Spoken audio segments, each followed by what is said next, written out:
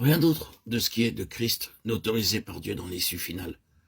Or, parce que cela est vrai, toutes les activités de Dieu en discipline sont introduites et poursuivies. Toute la discipline qui vient par l'échec, par exemple, est mise à exécution. Présentement, dans le cheminement de la pensée de Dieu, l'échec est une nécessité, pour ainsi dire. Les vies atteignent un point, et puis ils ne peuvent aller au-delà de ce point. Il y a, dans quelque mesure, une continuation de la bénédiction jusqu'à un certain point. Et alors, l'état des choses change. Le genre de bénédiction qui a été accordé est retenu. Et un état de choses s'ensuit qui n'a qu'une seule issue. Celle d'une nécessité absolue, d'une nouvelle position dans le Seigneur.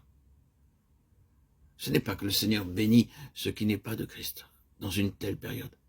Mais dans sa grâce et sa miséricorde, il nous bénit afin de nous amener en Christ. Puis, quand nous sommes parvenus à une position où nous avons une certaine connaissance du Seigneur, le Seigneur suspend cette bénédiction extérieure et nous passons par un moment d'épreuve, d'échec conscient, de défaite, d'arrêt, d'impuissance. Et nous nous trouvons très vite dans cet état conscient où nous disons on a besoin celui d'une nouvelle position dans le Seigneur, d'une nouvelle expérience du Seigneur, d'une nouvelle connaissance du Seigneur. Tout ce qui a été était très merveilleux. Mais cela est sans valeur maintenant, et le besoin présent est une nouvelle position avec le Seigneur. Cela se poursuivra jusqu'à la fin. L'expérience n'est pas relative seulement aux premières étapes, mais se poursuit tout au long de l'existence. Combien d'entre nous ont pleuré? Seigneur, nous avons besoin d'une nouvelle position. Qu'est-ce?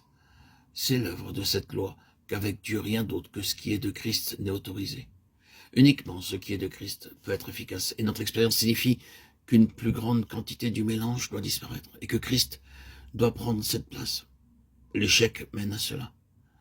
La même chose s'applique en ce qui concerne l'œuvre, les grands mouvements. L'histoire d'un mouvement est comme celle de l'individu. Même ce qui a été béni de Dieu en tant que mouvement, instrument collectif, arrive à une situation où cette œuvre expérimente que les jours passés sont terminés. C'est terminé. Et pour ce qui accourt maintenant et pour ce qui est devant, une nouvelle position est donc nécessaire. Malheureusement, beaucoup essaient de vivre sur le passé, essaient de poursuivre sur une réputation, une histoire, et n'avoueront pas le fait que les choses ont changé, que Dieu demande quelque chose de plus. Ah, si seulement ils voulaient regarder cela en face. Combien le futur serait plus glorieux dans son efficacité que le passé ne l'a été. Mais vous avez là l'interprétation de l'expérience, de quelque manière que cela est perçu par ceux qui sont concernés. Le fait demeure que Dieu applique cette loi, à savoir qu'à la fin, quand tout aura été dit et fait, quand tous ces âges actuels auront terminé leur cours, dans les âges des âges de Dieu, il n'y aura rien d'autre que ce qui est de Christ. Il cherche à amener l'Église à ce but d'être la plénitude de celui qui remplit tout en tous. Ce ne peut pas être la plénitude de Christ, c'est quelque autre chose se trouve là. Combien l'application de cette vérité est multiple. Cela affecte maintes détails et combien cela devrait nous rendre honteux. Ah, si vraiment nous la voyons, si elle frappe vraiment nos cœurs, nous serons considérablement humiliés. Intérieurement, nous serons complètement dégoûtés de nous-mêmes quant à la lumière de celle-ci. Nous penserons à notre assurance, à notre force, à notre activité dans les choses de Dieu, à tout ce qui a été de nous-mêmes dans ce domaine. La mise en avant de la force est seulement efficace dans la proportion où elle représente une mesure de Christ. Nous, des gens faibles sur cette terre, nous nous levons et nous pensons que nous avons une certaine importance.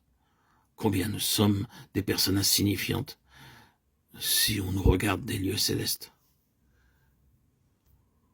Le Seigneur nous regarde et nous voit en train d'essayer de nous faire des noms dans ses affaires, en train de dominer sur d'autres vies, en train de les manipuler, de mettre nos mains sur elles. Ce n'est que de l'orgueil, de la vanité. C'est le moi sous quelque forme. Les aspects de cela sont innombrables. Le Seigneur regarde cela et dit non, ce n'est pas de Christ. Donc, dans l'issue finale, cela doit disparaître. C'est pourquoi il nous brise, nous vide, nous réduit à la situation où nous crions, le cœur brisé, pleinement conscient, Seigneur, à moins que tu ne fasses cela, c'est impossible, à moins que tu ne parles, mes mots sont inutiles. C'est pourquoi il œuvre ainsi. Dans sa souveraineté, le Seigneur veille à ce que nous nous heurtions à beaucoup de choses pour nous maintenir humbles.